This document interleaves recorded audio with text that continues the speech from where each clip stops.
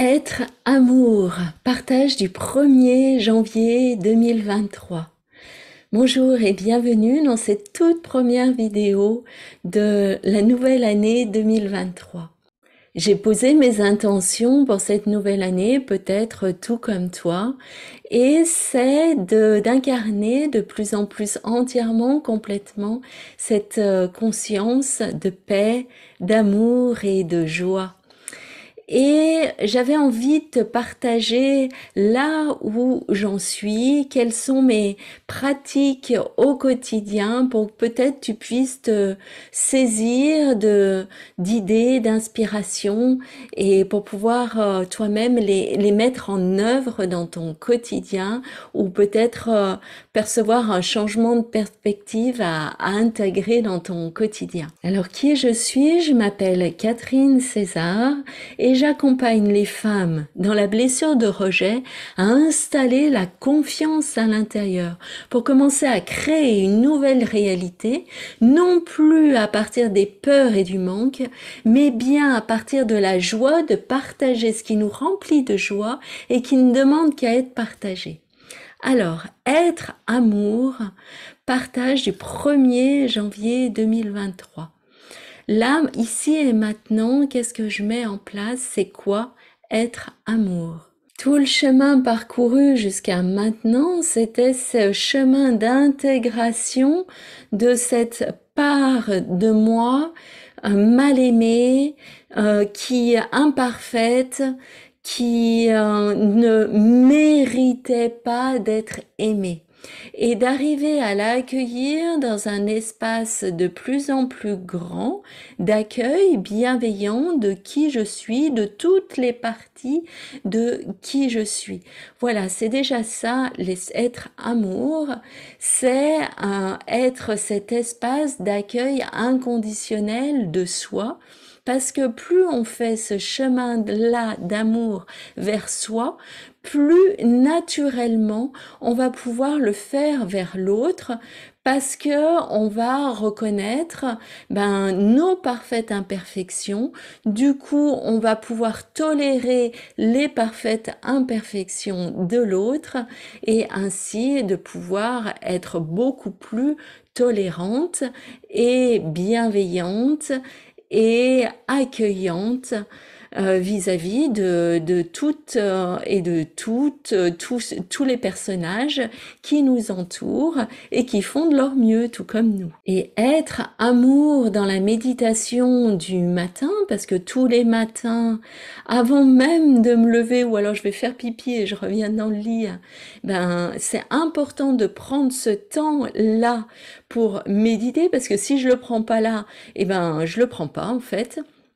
Du coup, je me l'offre tous les matins avant de me lever. Et au début, c'était d'accueillir ce personnage pensant avec toutes ses pensées et de s'entraîner, de m'entraîner à me détacher de ces pensées et à me réinstaller dans les ressentis et d'observer de plus en plus que les ressentis étaient de plus en plus subtils, que les espaces de conscience, de présence entre les pensées se faisaient de plus en plus larges, jusqu'à pouvoir, et ça s'est fait cette année en fait, continuer à être présente tout le temps. En fait, l'année passée, j'avais des espaces d'absence où j'étais encore collée aux pensées, identifiée aux pensées. Et là, ce qui s'est passé cette année, du coup, j'ai commencé à méditer en 2018. Ça fait comme ça 4 ans que je médite et au cours de cette 4e année, j'ai pu observer qu'il y avait une présence qui devenait tout le temps là, qui était tout le temps présente en fait. C'était intéressant d'ailleurs parce que ça chauffait mais il y avait comme ça une forte intention à garder la présence et ça se fait maintenant. Du coup, de pouvoir être présente tout le temps, de plus en plus, les ressentis sont de plus en plus subtils, c'est de plus en plus facile de, quand je suis encore dans la pensée, de m'en détacher et de revenir à essayer de ressentir dans le corps comment ça fait lorsque je suis dans la cuisine ou lorsque je suis dans la salle de bain, pour être présente au ressenti. Et cette présence qui s'installe comme ça tout le temps, ça me fait penser à chaque fois à cette histoire qui m'avait fortement interpellée du pouvoir du moment présent d'Eckhart Tolle, et qui parle de 5 femmes étourdies, inconscientes, qui n'ont pas assez d'huile, la conscience, pour faire brûler leur lampe, rester présente, et qui manquent ainsi le marié, le présent, et ne réussissent pas à se rendre au banquet de noces, l'illumination. Rester présente, c'est arriver à faire brûler la lampe de la conscience tout le temps. Et la conscience, c'est l'huile disponible. Et plus on est consciente et plus on a d'huile disponible pour pouvoir faire brûler la mèche, la lampe de la présence. Cette histoire, elle me parle encore fortement. Et c'est exactement ça, en fait, d'arriver à faire brûler, à maintenir cette étincelle de présence à chaque instant, et à ce qu'elle ne soit pas interrompue par les pensées, en fait, par une identification aux pensées. Et maintenant, être amour dans la méditation du matin. En fait, je médite même plus assise. En ce moment, je médite couchée. Ce qu'il faut savoir, c'est qu'être amour, c'est s'écouter et oser ne pas faire ce qui nous est dit qu'il faut qu'on fasse, et oser assez s'écouter pour faire ce qu'on sent juste pour nous sur le moment. Ainsi, les pratiques de méditation changent au fur et à mesure du temps. Ça peut être des pratiques où on écoute des méditations guidées pour installer un nouvel état de conscience, pour intégrer une nouvelle perspective, un nouveau regard, et à se le dire, à se le répéter, un peu comme une auto-hypnose en méditation, mais c'est beaucoup plus largement de méditer dans le silence et d'accueillir ce qui est. Et là donc, pour la méditation du matin, soit je me couche comme ça,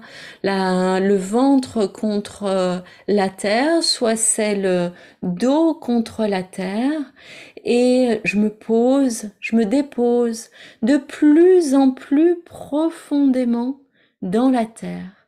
Et je respire, je m'observe en train de respirer comme ça, en train de recevoir, en train de rentrer en communion avec la terre. Et c'est tout, et de respirer, d'être l'amour, justement, de donner de l'amour, de recevoir de l'amour, de faire, il y a comme ça un échange dans le cœur, d'amour et de présence permanente, de rester de plus en plus dans la présence, à ressentir la vie qui respire à l'intérieur. Et c'est cette présence-là qui chauffe certaines parties du corps, ou qui tendent, ou de prendre conscience que certaines parties du corps sont tendues, et du coup de les accueillir, de se poser, déposer encore plus profondément dans la terre, et de respirer encore plus détendu, en train d'échanger de l'amour avec le cœur de Gaïa, le cœur de la matière, le cœur de la source, le cœur du divin, tout ce qui me dépasse et rentrer en communion avec ça. C'est comme l'image de la goutte qui se croit toute seule et qui se dépose dans l'océan et qui se rend compte qu'elle est l'océan.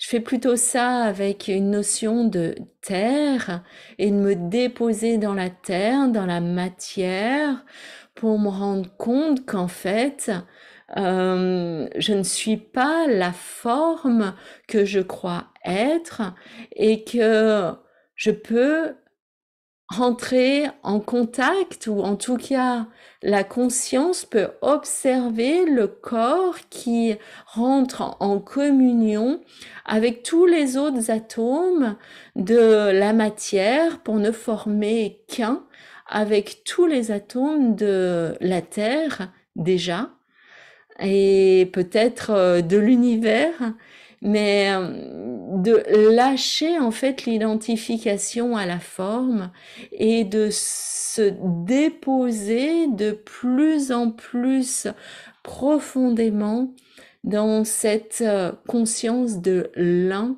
dans la matière, qui unit tous les corps, toute la vie, toute la création en fait. Et de se détacher des ressentis. Je ne suis pas les ressentis. Se détacher bien entendu des pensées si jamais elles viennent.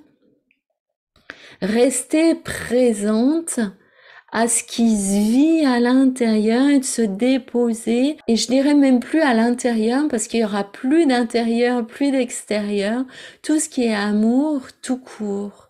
Voilà, que les échanges soient assez présents pour ne faire plus qu'un avec le tout. Les inspirations sont tellement intenses en ce moment pour vivre cette expérience du retournement de la conscience consciente d'elle-même, que j'avais envie de, comme ça, faire une vidéo autour de ce moment avant le retournement de la conscience qui arrivera peut-être cette année, peut-être l'année prochaine, peut-être dans 10 ans, que sais-je, en tout cas quand le corps sera assez rempli d'amour, que les échanges, que la présence sera, cette présence aimante sera assez